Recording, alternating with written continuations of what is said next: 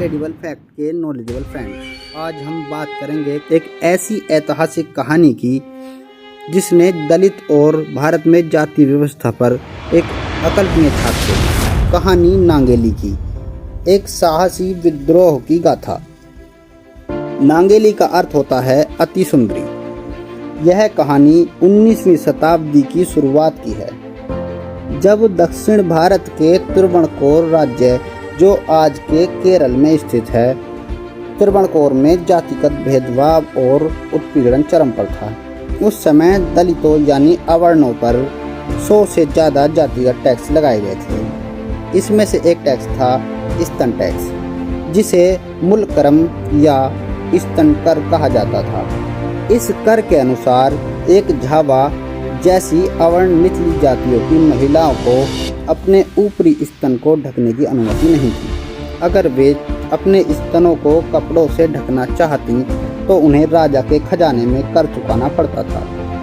यह कर महिलाओं की गरिमा का अपमान था, जो ऊंची जातियों द्वारा बनाए गए नियमों का हिस्सा था। कर की राशि महिला के स्तन के आकार पर निर्भर करती थी। यह घिनौना तरीका था सवर्ण और अवर्ण महिला और पुरुषों में अंतर करने का। यह कर 1747 ईस्वी में त्रिवणकोर राज्य के शासक अनिमहातु मार्तंडा वर्मा के शासनकाल के दौरान लागू किया गया था। मार्तंडा वर्मा सन 1729 से 1758 तक त्रिवणकोर के राजा थे और देश की हुकूमत अंग्रेजी जनरल जॉन मुनरो के हाथ में थी। जॉन मुनरो और मार्तंडा वर्मा के बीच शासन को लेकर समझौता चल रहा था। उसी समय त्रिवणकोर राज्य कई युद्धों में उलझा हुआ था, जिसके कारण राजस्व की आवश्यकता बढ़ गई थी। मूलकरम धन जुटाने के उद्देश्य से पेश किया गया बताया जाता है, लेकिन यह धन जुटाने से ज़्यादा अपनी मान्यताओं को, दकियानुसी सोच को दलितों, कमजोरों और गरीबों पर थोपने की एक साजिश मात्र प्रतीत होता है। यह कर वर्ष 14 से ऊपर के वयस्कों पर लगाया जाता था। इस अन्याय के खिलाफ एक महिला ने आवाज उठाई, नांगेली। वह एजावा समुदाय से थी, जो उत्तर भारतीय चमार या जाटव जाति के सदृश मानी जाती थी। चेरथला गांव में नांगेली अपने पति चिरकुंदन के साथ एक साधारण जीवन जी रही थी। नांगेली गरीब थी, लेकिन उसका दिल साहस से भरा था। वह जानती थी कि यह कर पैसों का नहीं, बल्कि उनकी जाति की वजह से थोपा गया अपमान है। एक दिन जब राजा के कारिंदे, जिन्हें पर्वतियार कहा जाता था, उनके घर कर वसूलने आए, तो नांगेली ने फैसला कर लिया कि अब बस बहुत हो चुका। पर्वतियार ने कठोर स्वर में कहा, तुमने अपना शरीर ढका है क्या? मूलकरम चुकाओ, वरना सजा मिलेगी। नांगेली ने शांत लेकिन दृढ़ होकर जवाब दिया, यह मेरा शरीर है और मैं इस अपमान को और नहीं सहूंगी। दरिंदे माफ कीजिए।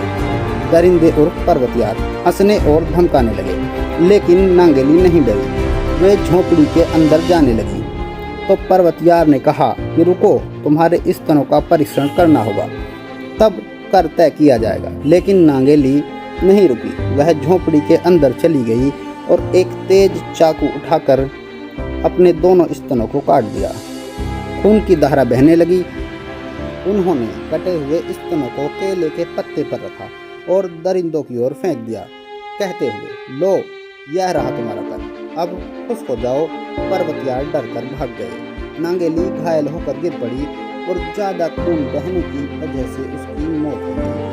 उनका पति चिरुकंदन, जो यह सब देख रहा था, सदमे में था। वह अपनी पत्नी के बिना जीने की कल्पना नहीं कर सका। नांगेली के अंतिम संस्कार की चिता में कूदकर उसने आत्महत्या कर दी। इस घटना ने पूरे गांव में हलचल मचा दी। लोग सदमे में थे, लेकिन इस घटना से लोगों को हिम्मत मिली। नांगेली की बहादुरी की खबर फैल गई और यह विद्रोह की चिंगारी बन गई। इस बलिदान का इतना प्रभाव पड़ा कि त्रिवणकोर के राजा को मजबूरन मूलकरम रद्द करना पड़ा। नांगेली के घर की जगह को मुलाचिपुरम नाम दिया गया, जिसका अर्थ है स्तन वाली महिला की भूमि। उनकी याद में इस जगह को संरक्षित किया गया। यह कहानी चन्नार विद्रोह सन 1813 से सन 1859 का हिस्सा मानी जाती है। इसमें निचली जाति की महिलाओं ने ऊपरी वस्त्र पहनने के अधिकार के लिए लंबा संघर्ष किया और आखिरकार सन 1859 ईस्वी में राजा उन्नत मारकंडा वर्मा ने इस प्रतिबंध को हटा दिया। नांगेली की कहानी लोक कथा के रूप में साहस और दलित असली कथा करती है। यह स्पष्ट रूप से जातिगत और लैंगिक अन्याय के खिलाफ महिलाओं के साहस को दर्शाती है।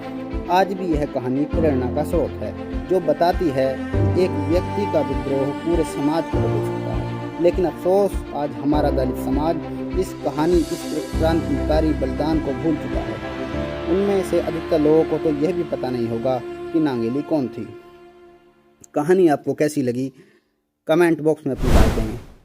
वीडियो को लाइक करें और वीडियो को शेयर भी करें।